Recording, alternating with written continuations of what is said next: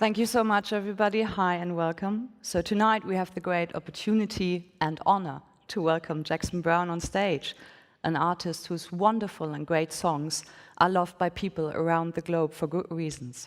We'll be talking about his new album, Standing in the Breach. So please welcome Mr. Jackson Browne. Hello. Thank you, Zerka. Thank you. Hello. Good to see you. How are you? Thank you. I'm well. That's very Hello, good. everybody. Hello. Okay. Congratulations, first of all, to the great new album. Thank you. I was really looking forward talking with you about it. So it's been a while since the last studio album. So I was asking myself, when did you exactly, if you can tell that, start working on Standing in the Breach? It's hard to say because I have a studio, so I'm always recording. So so I've been. I would say probably one of these songs was recorded as early as 5 years ago for a film, and another song was recorded maybe a year and a half ago. But for the most part, about a year ago, I began working to put everything to record songs and put them into an album. Okay. Did you have a kind of a clear vision every time it's time for a new record? Is there a kind of general thought that you're starting with, or is it an idea of a song comes to mind and you start writing it and then so on? The songs kind of accumulate. They just accumulate. As I said, I started recording one of these songs about a year and a half ago, and I worked on it at different times. You know, I just kept trying to get more from the song, but I'm not sure if I may have even recorded that song once before. So I'll recut songs if I think that they should be done differently, or if I'm looking for something to happen. Sometimes the songs aren't really written, they're not really finished. I don't finish them before starting to record them because I know I'm going to find out something in the recording that may make me wish that it had a slightly different form. So, no, the answer is no, I didn't have a clear vision. I never do. There are 10 songs on the records. I was wondering, how many songs did you write? Is there anything that's kind of 10. Left? That's it? Just 10? Yeah. That's very luxurious working. I know artists who come up with 40, 60 songs and then have to reduce it down. I've met these people. They haven't optimized their working forms, right? I don't know if that's it or that they don't. I mean, I spend a long time on each song. I spend a lot of time working with each one to try to get what I want. So I may start a lot more songs than I finish, but I don't finish them unless I'm really interested in them. Do you have a kind of favorite setup for writing songs? Like, is there a special time of day or night when most ideas occur, or when it's best for you to work in your studio? No, it's sort of the last thing that I get to. It's the last thing I think of doing. Usually at the end of the day, because that's when everything's, everything else is taken care of. I was always like this. I was always, when I was a kid, I was always at the kitchen table at 2 a.m, whispering and, trying to write a song without waking anybody up. Okay, well, that's a lovely picture. Do you have a personal favorite track on the record? I know that's very hard to answer for most artists, but sometimes it's worthwhile asking. No, I like them all. All in the same way? Really. Really? Each one of them at one time or another has been my favorite song because that's what it takes to finish them. They have to be something I'm really interested in. I don't work any other way. I don't work on a bunch of songs and I'm not making a product. Each one of these songs Of course you're not. Hmm? Of course you're not. What I mean is I'm not working on I'm not, it's not in a way I'm pursuing a series of questions. Anytime I'm working on a song, I'm trying to answer something for myself. So I can really say of this album that I'm really happy with the way these things turned out, and it may be as a result of having paid particular attention to the instrumentation and the sonically, you know, the engineering and the. As I say, these songs aren't always finished when I start recording them.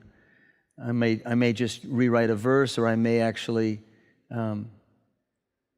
take something out, you know. But it's really a process of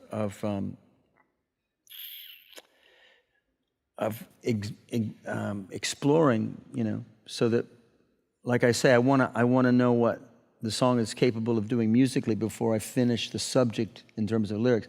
Nothing's worse than writing too many verses and having to throw some out. You know, if you find out that you don't really want to hear 2 verses before the chorus, but you've already set up the narrative to be, you know, and that's happened a couple of times where I wrote songs just on acoustic guitar. When I started to play it with a band, I realized I don't want to hear another verse. I want to go right, you know, so it, you know, I don't like to, I'm always rewriting, but I don't like to throw things away. Yeah, it's very effective, and it works. Let's dive a bit into the tracks. The album opens up with The Birds of St. Mark's. You wrote that, let's say, a little while ago. Why did it take until now to put it on the record? Well, when I wrote that song, I wrote it for someone who really liked the Byrds and liked Jim McGuinn's guitar playing, and Roger McGuinn, his name at the time was Jim McGuinn. He, you know, and I pictured that was part of the song I wrote, was that it was a Byrds song, but when I would play it, you know, of course, I don't sound like the Byrds. If I sit there by myself, you play with an acoustic guitar, it doesn't sound like the Byrds. It's not electric. There are no harmonies that, you know, and so. Within a few years, I just sort of forgotten about the song. I think that I didn't even remember the song when I was asked by the Byrds if I had any songs for them. I didn't even think of it then. I just had forgotten about it. So the answer is I forgot. But I wrote, I just rediscovered it quite a few years ago. I mean, if I'd even written it when I rediscovered it, it would still be an old song. But I mean, it's just a song that's been around forever that I finally figured out I finally realized I had a guitar player that could play it the way it needed to be played, and so I did it. Yeah, because you said in another interview that you're really glad that by now you were able to put it in the way you always wanted it to be, which didn't work out beforehand. Yeah. So was there a special initial moment you were thinking again about this song and you were really looking for it, or did you just, I don't know, find it on purpose? When you found it back, you just said like... I was doing an interview. Oh, okay. It was on camera, actually. And I was being interviewed for a show that, it's called Going Home. It's an interview that was originally a special for television. And in the interview, I was just talking about New York. And the people doing the interview are good friends of mine. So the people it was really like talking with a friend. And I said, oh, well, let me show you the song. But there were no guitars around. And I went to the piano to show them, you know, the song. And it sounded great on the piano. I mean, it sounded more like a new song. It sounded more like the way I play now than the way I played then. It didn't have any of the problems that it had. By problems, I mean, it didn't really have any problems. It just was it wasn't realized if I play it by myself with the guitar. Even if I played it for you now and showed you how I wrote it, it doesn't sound like as good as it sounds now with the band. So, yeah, it was in the middle of an interview, and then because somebody saw that interview, they called for it in a show, in a concert, and it was included in a live concert. Yeah. I think people will be really glad that finally, after they might know it through your concerts, they finally find it on a record. I assume there's also a story worth telling behind Walls and Doors, as that song is, as I figured, from a friend of yours, Carlos Varela. Yeah.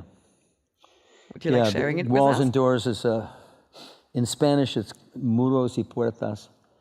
And it was written by Carlos Varela, who is a friend of mine from Cuba.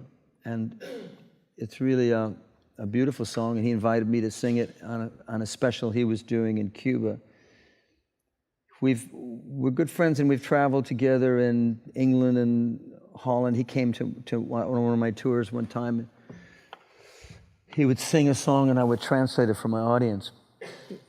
He for a long time was prevented from touring in the United States by,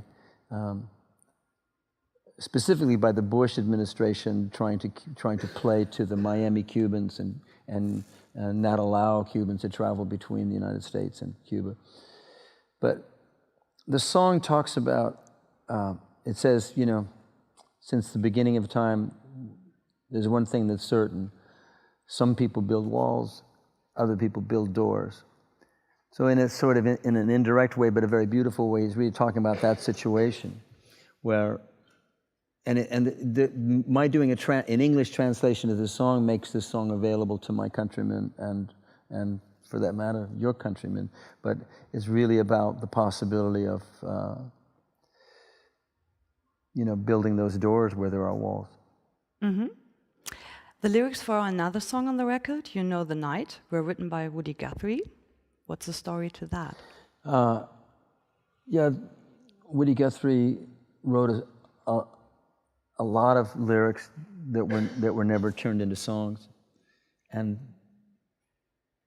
in recent years, his family there have been several projects. One of them was that Wilco Billy Bragg record called Mermaid Avenue, and a lot of great songs have come out of these, you know, contemporary artists putting lyrics to his music. So I was invited to do that by a friend of mine, Rob Wasserman, the bass player. And the song that they gave me to, I thought it was a song when they gave it to me, but it was really a very long letter. It was a letter that he wrote to his wife about the time that they met. So it's a reminiscence of that time, but also he talks about what they saw in each other and how they came together with their mutual ideals, really, ideas about what the world could be. So once more, you work with Paul Dieter.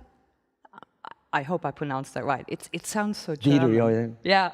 I would imagine you would pronounce that right. It's Dieter. To produce a record together. So I assume you would call yourselves the perfect match in the studio.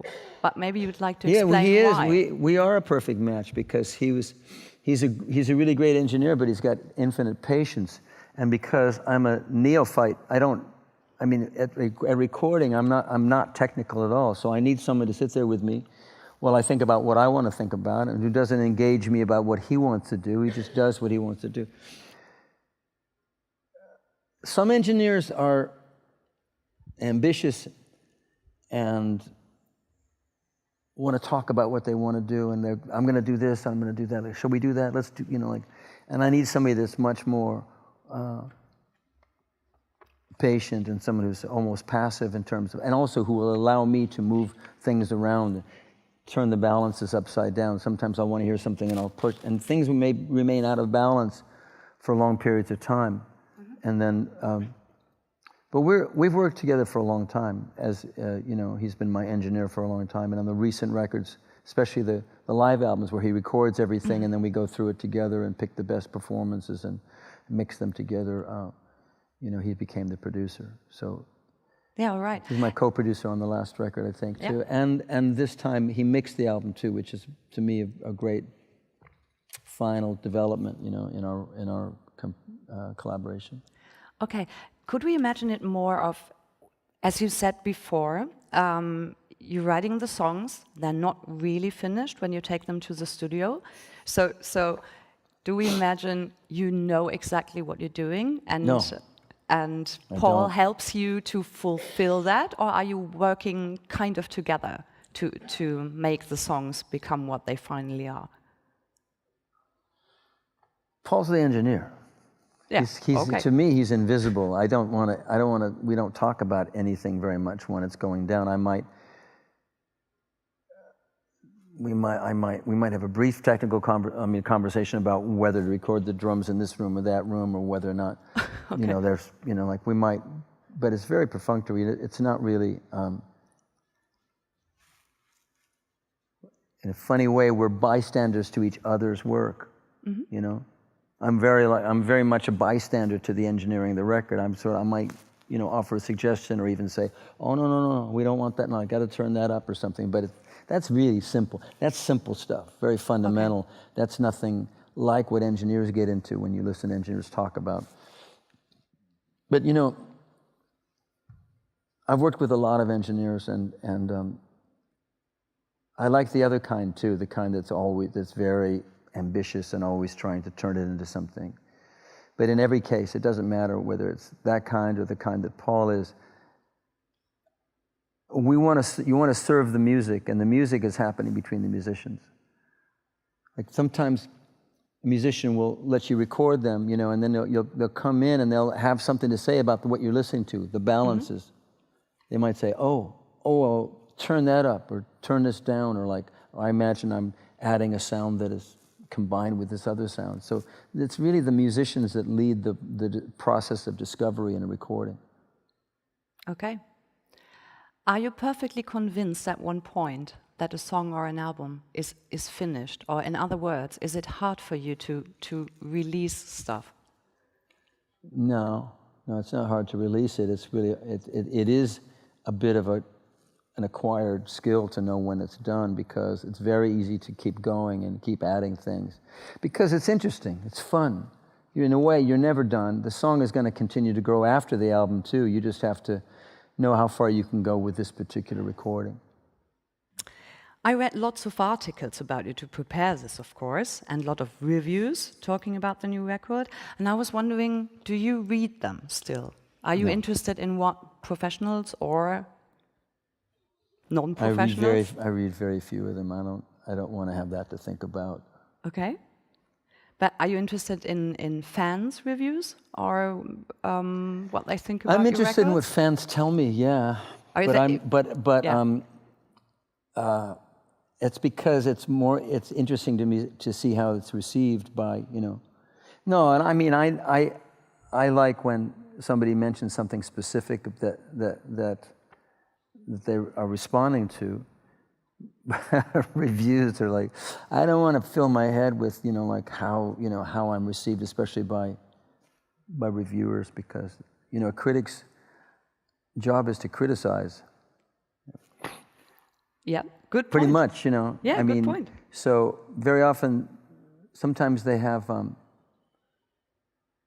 you know, something worthwhile to say, and sometimes they don't. I like the Richard Burton remark. Somebody asked him if he read his reviews, and he said no, and he said because the bad reviews will break your heart, and the good ones aren't good enough. Smart man. I was wondering, do you still feel or really believe that music can change things happening in the world? Or is it more if you want to stand next to the people that are your fans that have to face the same problems as you have in your normal life, and that's why you...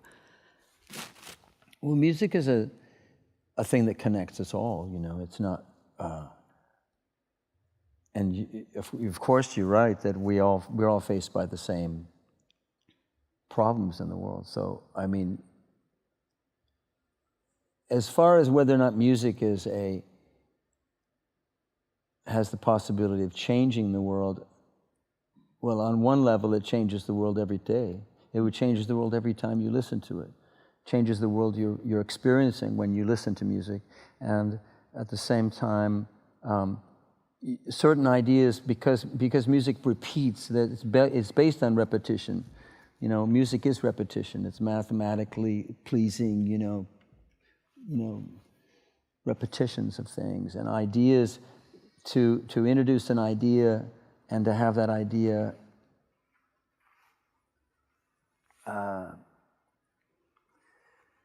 accessible, you know, with the other things, you know, like I think it can really change.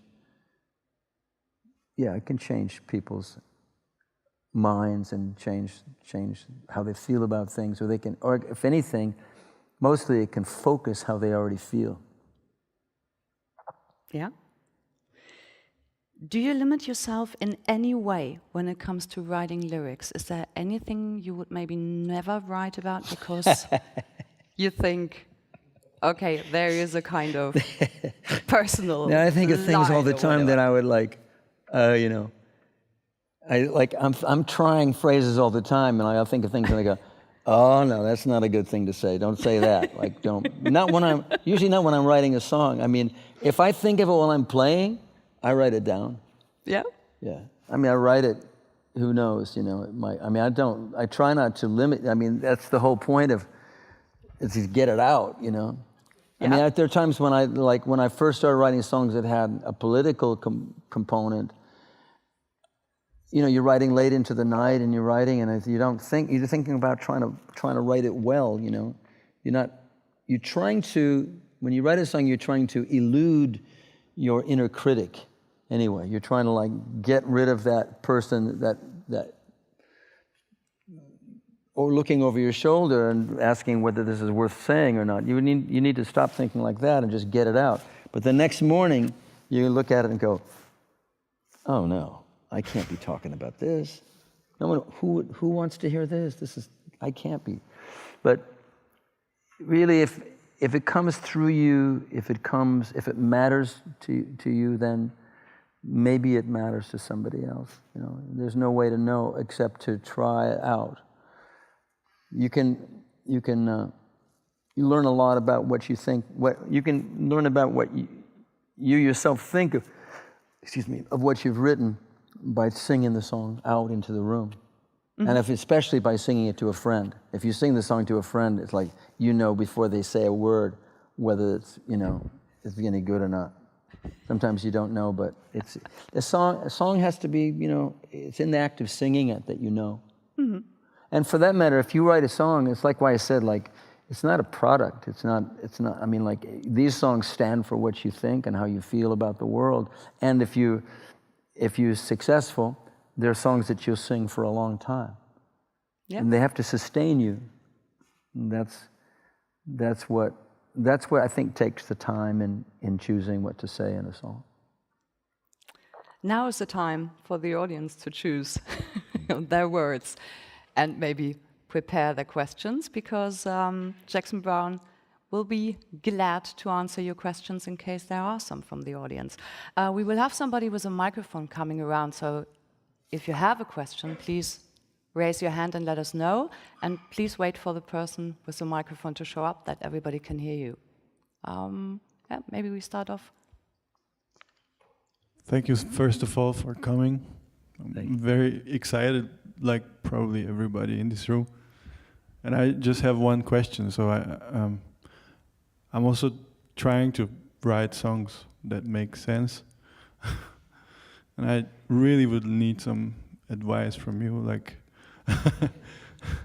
in the moment when it's coming down in your head, or when it's just, you know, giving birth to itself, and something would distract you from your thought. What do you do? What's your mantra? What's your meditation? How you keep focused all the time? Because you seem to be a very focused person, and you travel all the world all the time. And I just, you know, on tour, I'm thinking so much, like we are waiting for hours just to get ready. Waiting for hours at the loadout. You just wrote a song about that, just so perfect. But what do you do if it's not inspiring you? What do you do if it's bringing you down? What do you do against that? And how can you focus? Thank you. That's a very specific question. Indeed. For one thing,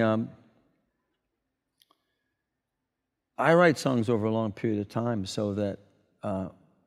And I'm endowed with, I have a good memory for some things, a terrible memory for other things, but I mean, the things that I remember the most are words and turns of phrase. I did notice that I remember them differently as I go along. So if I always make little recordings, like it could be your iPhone. Matter of fact, I've got great stuff on my iPhone. I just have to remember to listen to it. You know, the little 5 minutes there. And what's great about the iPhone is it'll tell you when it was. And you go, okay, July 27th, 5 in the morning, there's this little 5-minute thing, you know, and you can find it, you know. So those little notes to yourself are important to keep your place. Sometimes you remember something differently and it's better, like you remember it better than it was, and you go back and listen to, oh, now I'm doing it this way. Oh, that's better than what it was before. Or sometimes you go, oh, I'm doing it differently and it's not as good as what I had before was that thing. But most of my ideas come from making a mistake that interests me. If you're playing something and you do something, you go, oh, that was what was that? So I almost always record when I'm playing, even if I don't go, and which is a problem because you wind up with lots of recordings and you can't find anything anymore. But anyway, yeah, I could just go disappear into my music room with some of my recordings and just make a bunch of songs out of, you know, like, I mean, there are boxes and boxes of these recordings because each of them represents a moment when I thought I was doing something of value or interesting. As far as how to keep the focus on a song, I think the end thing is something that's the result of you gathering together that focus. It sounds like you were really focused all at once when you did it, but it probably was more that you kept coming back to it and ask yourself, well, maybe the most important thing I could tell you would be that what you're really doing is asking yourself questions. You're asking yourself, is there something you like the sound of or something you say that it may not even make any sense to you at the moment. You might think, well, why am I saying that? And it's that question that you're asking, like at that moment, like, what is it about this that I like that's worth pursuing? And then lastly, I would say that I once asked Warren Zevon about his habits, about his writing habits, because I'm interested in that. I want to know how other people do it. I'm always asking people, I'd be like, well, what do you do? How do you get up in the morning? I mean, Carole King used to get up in the morning, and after she got all the kids off to school, like a housewife, I mean, bam, 9:30, she'd hit the piano and she'd go to work and she'd start writing these, you know, a great writer, a great American writer, and astounding amount of, you know, songs and hit songs. But she had to do that because she had a bunch of kids. She had to take care of them, so she got right to work. Me, I wait to the end of the day. I wait when everything else is done and everything's out of the way, and then I might go to work at 9 or 10 at night, or maybe 1 in the morning. But I was going to say, I asked Warren Zevon, like, what does he do? He said, well, the only thing I do, like, I don't play if I don't feel like it. If I don't feel like it, it's just injurious to the spirit to pound something out or work on something. You're working, you know, don't make it work. It's got to be play, you know. Okay, yeah, for one more? Sure. Yeah, okay. So here we go, one more question. First row, please. Well, thank you for being here and sharing your experiences with us and for giving us so much wonderful music over all the years. Thank you. My question is, I grew up with vinyl records, and a vinyl record does have a concept in itself. It has an A-side, it has a B-side, and there's an opener for the A-side and the ending of the A-side, an opener of the B-side and an opener of the end of the second side. So that's a concept already before you have written a single note. So did that concept, which is included in a vinyl record, in an LP, did that influence your writing? In other words, do you think that a record is more than a collection of songs, but maybe a cycle of songs? Do you think that songs can be cyclic? Yeah, I do think they can be cyclic. And of course, I grew up not only listening to a lot of folk music and listening to whole albums like you did, but also like in a really formative time, Sgt. Pepper, and what they call the cyclical, you know, song cycle. Van Dyke's early records, Song Cycle, he named Song Cycle. It was very influential. a lot of musicians began regarding, well, it really comes with the advent of the album, because before vinyl, when you're talking about vinyl, you're also talking about something that was relatively new. The LP, the long playing record, was the, I mean, like people made singles and they only put out an album with a side 1 and side 2 when they had released 10 singles, or 5 singles and 5 B-sides, and they would put this out. It was a celebration of a certain amount of success with the single. So it's not vinyl so much that you're talking about, but the album era. And of course, we've passed through that now. So now, like I was working with a co-producer, Scott Thurston, who now plays with Tom Petty and the Heartbreakers. And he's a great musician and had played with a lot of different people. I mean, I don't know anybody that you could say played with both Ike and Tina Turner and Tom Petty. He's really very, very great musician. And he said to me, he said, you got all these records where you save your best song for the end. So he said, that's crazy. Nobody's going to listen to the end of your record. I said, really? No one's going to listen to the whole thing? He said, no. He said, you're making. So we right. all do. That's what I told him. I do. I listen to records. But he said, you got to assume, you got to actually you got to put your best songs first. So I tried that for a while, but I get so depressed thinking that everything after 4 or 5 is just like getting worse and worse or something. I thought, that's no good. So even on this record, I mean, the title song is the 9th song. I thought I couldn't have it be the last song, because it's just so down, It's just something it's so somber, and it ends on a note that I hope is hopeful, that is positive, but I really don't know if it is or not. I just didn't have the courage to make "Sending the Breach" the last moment in the song, and then I realized that "Here" was such a departure from the whole album. So that last song is like a return to purely internal dialogue with yourself, but yeah, so I experimented with that. With the idea of, to me, I used to know the order that I wanted the songs to be on the record as I was writing them. I'd think, oh, this is a song that would be good. Because what I noticed was that some songs sound really better after certain songs. I mean, the sequence really does matter, musically most of all. Not so much what's said, but sometimes that too. But musically, there's some songs that just don't follow the other very well, and you want to give it each song its best place on the album. Now, this album, literally half the songs were in the key of G. Like, that's really a problem, because if you put them all in a row, you'd have like one song after another in the same key. It would probably sound like the Byrds or something, because I mean, like David Crosby has said on a couple of times, he said, yeah, we recorded so many songs in D, we were awarded the key of D.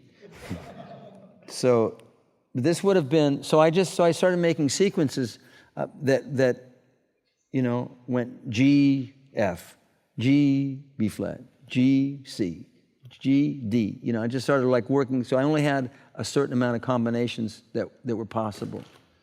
And that was a purely functional thing. But like I say, I used to write the songs, not write them in an order, but write them knowing where they went in the sequence. And then there came the time when I had to admit that it didn't work. My sequence was actually, and then when I would solve the problems, I realized that I was so fallible that it was such hubris, to think that I know that the order in which they must be listened to, and also counterproductive if you realize that, of course, on my favorite radio programs, they play things next to other things. They really, I mean, it's really true that some songs don't, follow each other. Well, I was on a Lowell George tribute album, and for some reason they put my song right after this great Randy Newman version of one of Lowell George's songs, and my song just died the death of 1,000 dogs. It just you know, like you want to go back to the song before you were hearing it. So it's possible to be in an unflattering place. Also, like I was on a Pete Seeger tribute record once, and the first song on the record was Billy Bragg doing If I Had a Hammer, you know, and if you know Billy Bragg, you know, he's loud. He like, you know, if I had a hammer, you know, like, and it was loud because it was one voice and one guitar, and then my song came in. It was Guantanamera with Joan Baez, and it was like half as loud, and took a long time to get going, and I wouldn't blame anybody if they just skipped that song, you know. Although it's a beautiful recording, it was just like the opposite. It just wasn't an advantageous place to put it. That's also why you have mastering, so you can make the song after it, you know, like louder, or turn this one down, or, you know. Anyway, that idea of a song cycle is a little bit, it's what it is anyway. It's a little bit redundant to try to do it, because that's the way it winds up anyway. I have to thank you. Thank you. Thanks for having me here. Jackson Thank Browne, you ladies for and coming. gentlemen, thank you so much. Series of questions, you know. Anytime I'm working on a song, I'm trying to answer something for myself. So I can really say of this album that I'm really happy with the way these things turned out, and it may be as a result of having paid particular attention to the instrumentation and the sonically, you know, the engineering and the. As I say, these songs aren't always finished when I start recording them. I may just rewrite a verse, or I may actually take something out, you know. But it's really a process of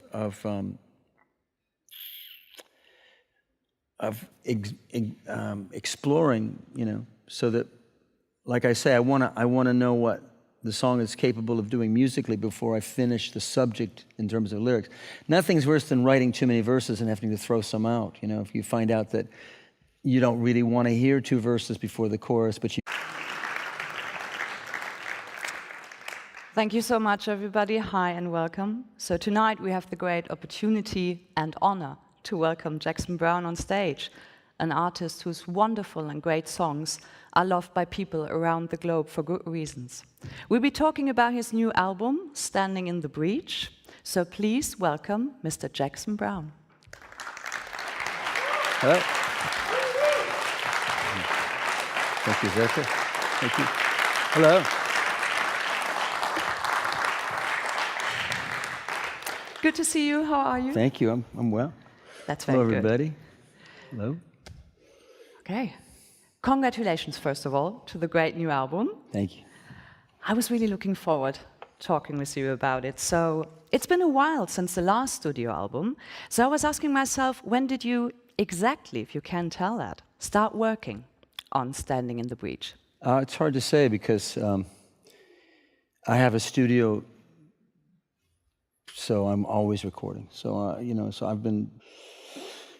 No, it's sort of the last thing that I get to. It's the last thing I think of doing. Usually at the end of the day, because that's when everything's, you know, everything else is taken care of. I was always like this. I was always, when I was a kid, I was always at the kitchen table at 2 a.m, whispering and, you know, trying to write a song without waking anybody up.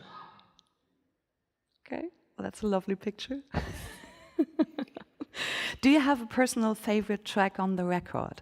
I know that's very hard to answer for most artists, but sometimes it's worthwhile asking. No, I like them all.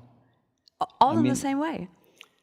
Really. Really? Each one of them at one time or another has been my favorite song because that's what it takes to finish them. They have to be something I'm really interested in. I don't work any other way. I don't work on a bunch of songs and I'm not making a product. Each one of these songs Of course you're not. Of course you're not. What I mean is I'm not working on I'm not, it's not in a way I'm pursuing they're not really finished. I don't finish them before starting to record them because I know I'm going to find out something in the recording that may make me wish that it had a slightly different form So, no, the answer is no, I didn't have a clear vision. I never do. There are 10 songs on the records. I was wondering, how many songs did you write? Is there anything that's kind of 10. left? That's it? Just 10? Yeah. That's very luxurious working.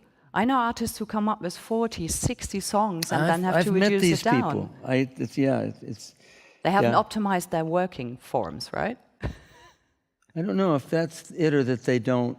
I mean, I spend a long time on each song. I spend a lot of time working with each one to try to get what I want. So I may start a lot more songs than I finish, but I don't finish them unless I'm really interested in them. Do you have a kind of favorite setup for writing songs? Like, is there a special time of day or night when most ideas occur, or when it's best for you to work in your studio? I would say probably one of these songs was recorded as early as 5 years ago for a film, and another song was recorded maybe a year and a half ago. But for the most part, about a year ago, I began working to put everything to record songs and put them into an album. Okay.